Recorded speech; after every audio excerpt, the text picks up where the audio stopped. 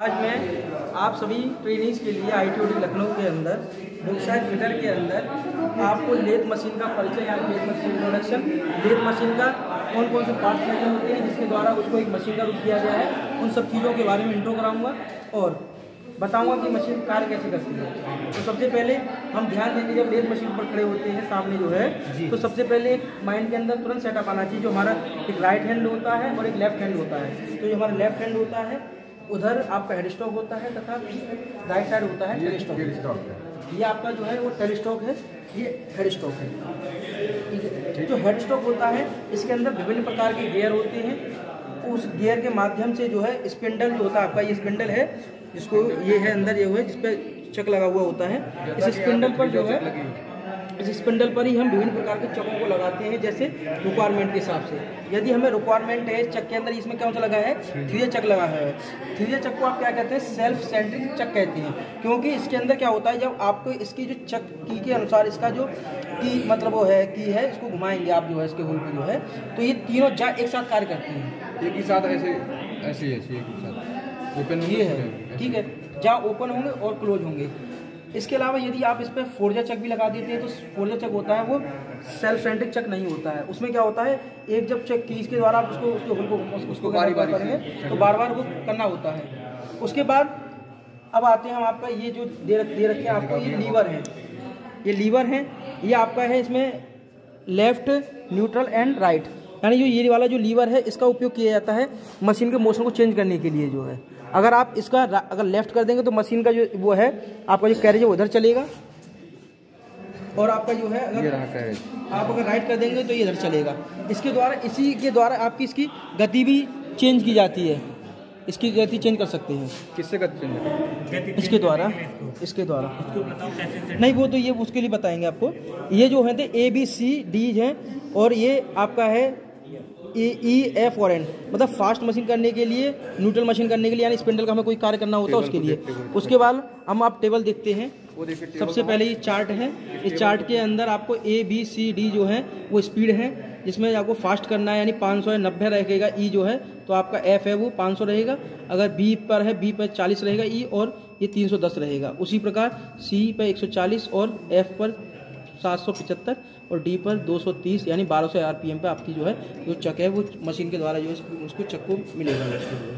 अब उसके बाद आते हैं, सबसे पहले आता है यदि हम चूड़ी काटना होता है, यानी जो चूड़ी काटने के लिए भी उसकी जो सेटिंग की जाती है वो भी हेड स्टॉक के अंदर की जाती है। हेड स्टॉक के अंदर नीचे ये लीवर लगे हुए हैं जिसमें आपको 1 2 3 4 5 6 7 8 9 10 तक दे रखी है। उसके बाद उसका जो लीवर है, इस लीवर के द्वारा ही आपको सेट किया जाता है। उससे चूड़ी काटी जाती है। हाँ, इसके द्वारा ये एक्सेस है, यानी X अक्ष, Y अक्ष, Z अक्ष, यानी जो एक्सेस को हमें चेंज करना होता है तो इसके द्वारा किया जाता है। अब इसके पीछे आ जाते हैं, ये है आपका गियर यंत्रावली, गियर बॉक्स।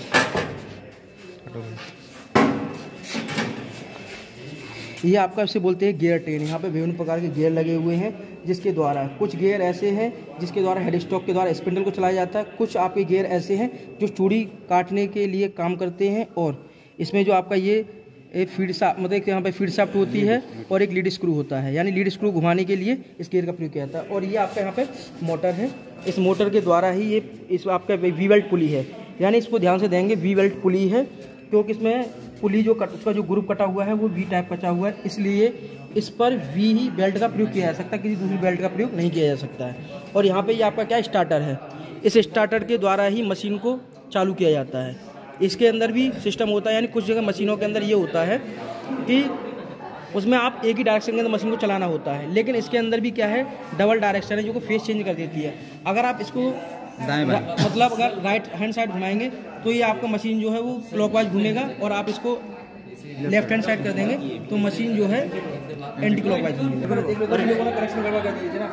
आइए तो फिर हम देखते हैं मशीन के चक को चलाकर जो है, तो ऑन करेंगे पावर के द्वारा, जो कंट्रोल के द्वारा जो है, तो इस समय जो मशीन घूम रही है वो एंटी क्लॉकवाइज घूम रही है। इसके इस समय जो मशीन चल रही होती है तो इस समय हमें काम नहीं करना होता है, क्योंकि जब ये मशीन, अगर इसका जो स्पिंडल वो चक है वो हमारी तरफ घूम रहा है तो इससे क्या होता है, जो चिप्स है, जब हम इसको टूल को लगाएंगे टूल पोस्ट के द्वारा तो चिप्स हमारी तरफ फेंकेगा, इससे हमें दुर्घटना होने के चांसेस रहते हैं।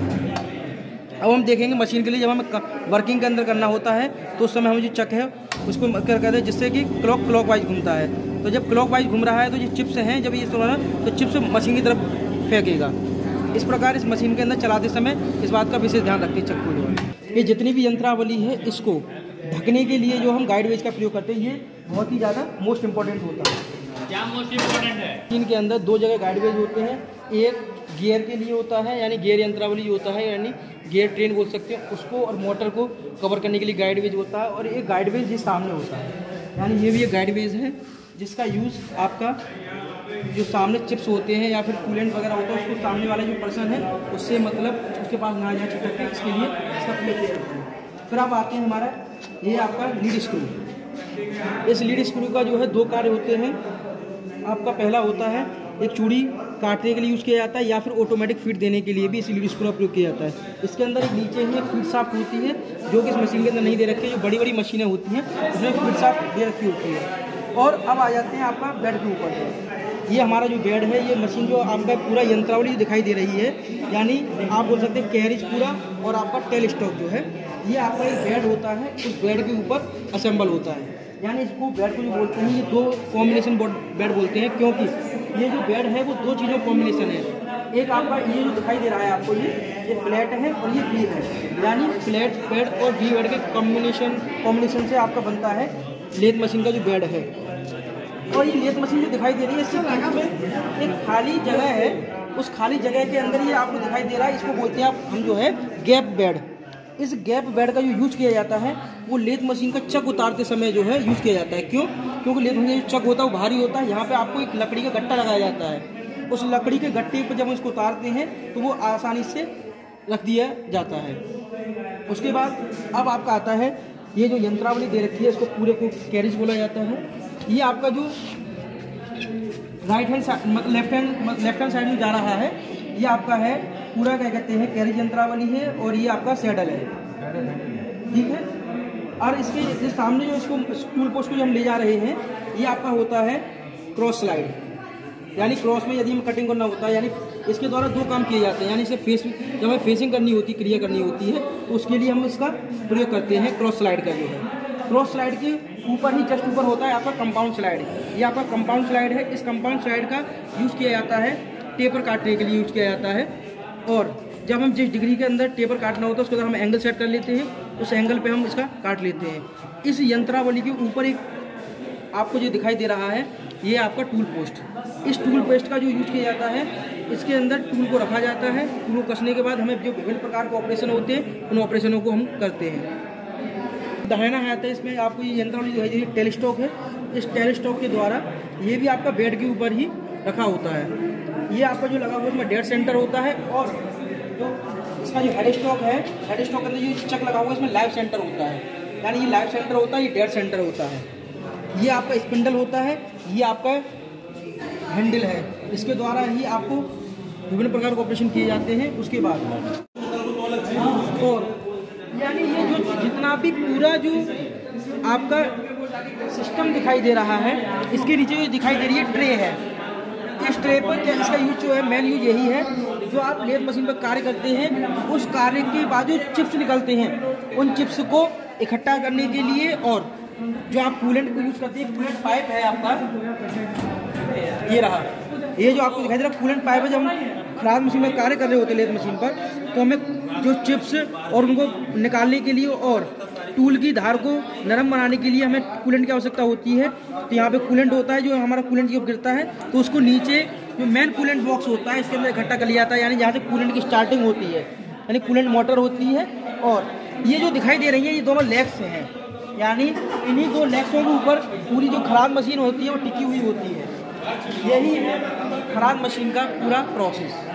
आप लोगों के लिए थैंक यू, आप लोगों ने इतना मेरी बात को ध्यानपूर्वक सुना, उसके लिए मैं आप सभी लोगों का थैंक यू करना चाहता हूँ। ठीक है, धन्यवाद। लेथ मशीन का जो हेड स्टॉक है उसके अंदर जो विभिन्न प्रकार की जो गियर यंत्रावली होती हैं और वो गियर कैसे मैच होते हैं वो देखेंगे। तो सबसे पहले हम देखेंगे कि जो हमारा गियर है वो देखो कैसे मैच होता है। मशीन के पीछे कपड़ा है, यानी वाला जो गियर है ये एडजस्टमेंट हो रहा है, समय वाला जो गियर है देखिए आप वीडियो में दिखाई देगा, देखो ये हो रहा है। ये आपका सबसे बड़ा जो ये गियर है ए है, ये बी है, ये सी है, डी है। अभी कैसे काम करते हैं इसको देखेंगे आप ध्यानपूर्वक देखिए। यानी इस समय जो हमारा है ए गियर है, यानी एयर गियर इसमें से कौन सा है, वो ये है, ये रहा, ये वाला जो गियर हमारा ए है। इसके बाद हमने लगा दिए बी गियर। अब देखेंगे बी गियर है, ये रहा, ये वाला जो गियर है वो बी गियर है। उसके बाद लगाएंगे हम सी गियर, ये रहा। अब हमारा सी गियर लग चुका है, ये वाला जो है। अब हमारा ये देखें डी गियर, जो कि सबसे कोने वाला जो गियर होता है, ये डी गियर लग चुका है। उसके बाद ये वाला जो गियर है, यहाँ से हम करते हैं मशीन के लिए neutral and left and right के लिए। तो ये गियर है विभिन्न प्रकार के, जिसके द्वारा पूरी मशीन को ऑपरेट किया जाता है। ये है मशीन का हेड स्टार्ट। Thank you.